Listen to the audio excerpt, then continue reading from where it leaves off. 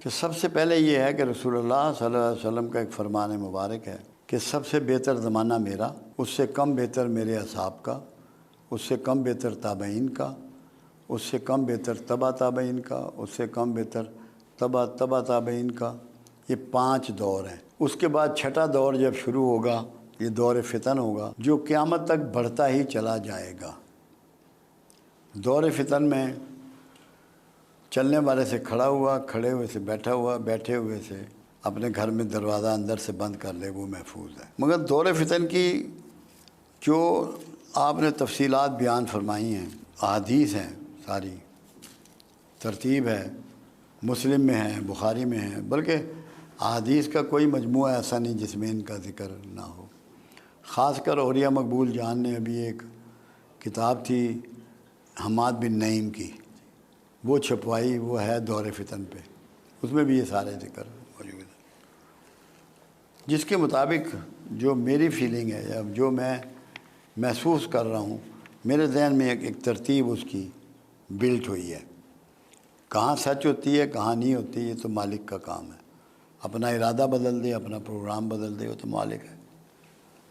پہلے نمبر پہ جو اب واقعہ آپ دیکھیں گے وہ ہوگا ہر مجدون کی جنگ، جس کو میگا ڈاؤن کہتے ہیں، جو ابھی فلسطین میں ہو رہا ہے، یہ بڑھے گی۔ اچھا، ہر مجدون ایک پہاڑی سلسلہ ہے، وہاں ابھی شروع نہیں ہوئی۔ جب وہاں ہوگی تو یہ ورلڈ وار ہوگی اور دنیا ساری اس سے تباہ ہوگی۔ ویسٹ کا تو نشان بھی نہیں بچے گا، بہت زیادہ دنیا میں تباہی مچے گی۔ اس کا نام ہے انگلش میں میگا ڈاؤن، عربی میں اس کو ہر مجدون کہتے ہیں۔ یہ پہاڑی ایک جو میں جلدی دیکھ رہا ہوں، جس دور میں آپ اور میں رہ رہے ہیں۔ اس کے بعد ہے خروج دجال۔ 2 نشانیاں اس کی 3 پوری ہو چکی۔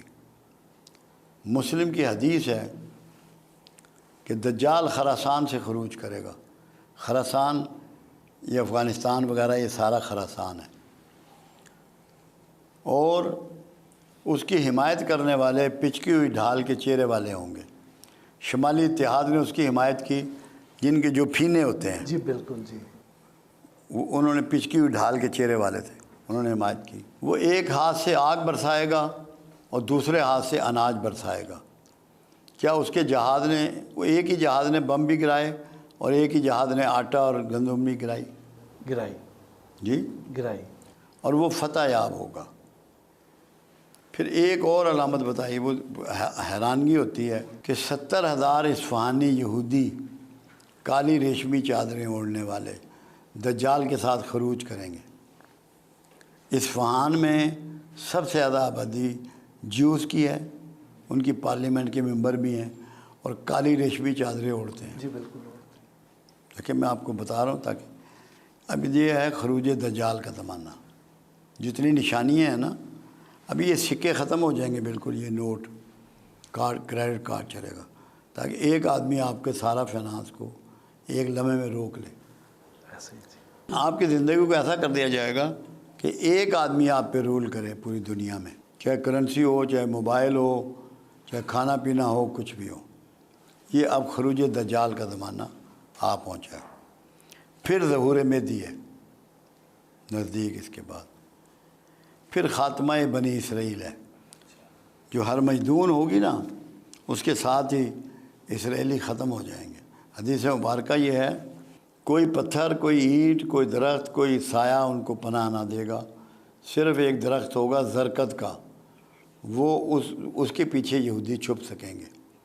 یہودیوں کو اس حدیث کا اتنا یقین ہے کہ انہوں نے یہ 50 لاکھ پودے لگوا دیے ہیں زرکت کے، ان کو پتہ ہے کہ یہ پوری ہونی۔ اس کے بعد ہے اسلام کے نشات ثانیہ، جس کے سٹارٹ 3 ملکوں سے ہوگا، ترکیہ، پاکستان، خراسان۔ پھر غزوہ ہند ہے کہ ہندوستان پہ یلغار ہوگی اور وہاں اسلام پھیلے گا، ہندو یا اسلام قبول کریں گے یا مارے جائیں گے۔ پھر نزول عیسیٰ ہے۔ نزول عیسیٰ جب ہوگا تو جو فوجیں غزوہ ہند لڑیں گی وہ جا کے شام میں عیسیٰ کی فوجوں سے جا ملیں گی۔ یہ تو جو ترتیب میں دیکھ رہا ہوں، محسوس کر رہا ہوں، پڑھتا ہوں، وہ ہے۔ پاکستانیوں میں بڑی چینج آئے گی، غربت یہاں کبھی نہیں ہوگی۔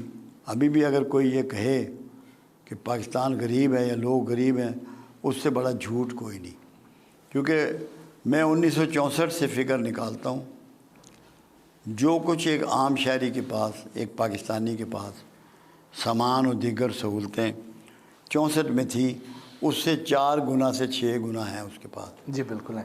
صرف ہم ناشکرے ہو گئے ہیں، ہر وقت اللہ کے موسم کا، اللہ کے پھلوں کا، سبزیوں کا، گوشت کا، دودھ کا، انڈے کا، حکمرانوں کا شکوہ کرتے ہیں۔ یہ نہیں سوچتے، اب جیسے حکمران ہی ہیں، ہم یہ سمجھ رہے ہیں کہ یہ خود آ گئے یا ان کو فلاں ووٹوں نے بنا دیا۔ قرآن تو یہ نہیں کہتا، قرآن تو کہتا ہے جس کو چاہوں معزول کروں، جس کو چاہوں حکمرانی دوں۔ جب یہ فیصلہ اللہ کے پاس ہے تو ہمیں اللہ کے فیصلے سے ڈفر کرنے کی ضرورت کیوں ہوتی ہے؟ بالکل ٹھیک بات۔ ہمیں نہیں ہونی چاہیے، یہ بغاوت ہے اللہ سے۔ جب کملی والے کی ایک سٹیٹمنٹ موجود ہے، تم پر اگر ایک نک کٹا حبشی بھی حکمران بنا دیا جائے تو تم نے اس کی بھی فرما برداری کرنی ہے۔ نک کٹے حبشی کا لفظ میرے آقا لے رہے ہیں۔ تو اس لیے ہمارے ہاں جو جھوٹی بغاوت ہے نا، کہ ہر چیز کو برا کہنا، ہر چیز کی مخالفت کرنا، یہ جائز نہیں ہے، یہ نہیں کرنی۔ شکوہ نہیں، لوگ شکوہ چھوڑ دیں۔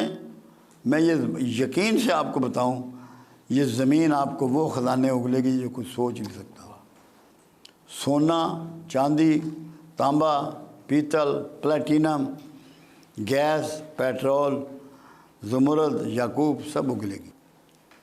اللہ پہ شکوہ چھوڑ دیں، شکوے نے ہمیں ذلیل کر رکھا ہے۔ یہ جو کفار ہیں یا یہودی ہیں، غیر مسلم ہیں، تو وہ تو ان احادیث کو پوری طرح مانتے ہیں اور اس کے مطابق اپنی تیاری بھی کر رہے ہیں۔ بالکل مانتے ہیں وہ 100%۔ لیکن ہم بطور مسلمان اس پہ یقین ہی نہیں رکھتے ہیں۔ اور یار یہ نہیں بات، یقین سب کا ہے۔ جو مختلف مکاتب فکر پیدا ہو گئے ہیں نا، اور مسالک پیدا ہو گئے ہیں، انہوں نے ڈاؤٹ فل بنا دیا ان باتوں۔ اگر سب کی بات ایک ہی نکلے تو کیسے نہیں مانے گی؟ پوری امت مانے گی۔ پھر تمہاری ڈائریکشن سیدھی ہو جائے گی۔ اس لیے میں لوگوں کو کہتا ہوں کہ 2 چیزوں تک اپنے آپ کو محدود کر لو علم میں، قرآن تک اور صاحب قرآن تک۔ واہ واہ۔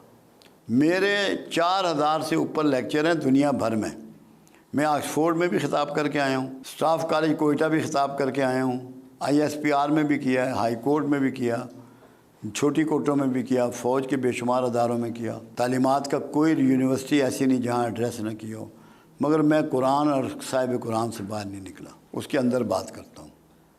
تو یہ جو اتنے فرقے بنا دیے گئے ہیں، یہ ٹھیک ہو اسی جائیں کے گے۔ پیش نظر بنائے گئے ہیں کہ ان کے ایک چیز ایسا پہ نہیں ہوتا، متفق نہ ہو جائیں۔ اس میں پرابلم ایک ہوتا ہے، نہیں فرقے کسی نے نہیں بنائے، ہم نے بنائے۔ آپ کی اور میری ڈسکشن ہوئی، ہم دونوں علماء ہیں، ایک دوسرے کو دلیل دینے کے باوجود ہم نے ایگری نہیں کیا۔ وہ آگے اپنے اسٹوڈنٹ کو بات بتا دی، وہ ایک فرقہ پیدا ہو گیا، وہ ایک سوچ پیدا ہو گئی۔ اگر ہم یہ سوچ لیتے کہ میری وجہ سے امت میں تفرقہ پھیلے گا اور میں اپنی بات نیچے کر لوں، میں لسے پیودہ پتر بن جاؤں، تو یہ نہ ہوتا۔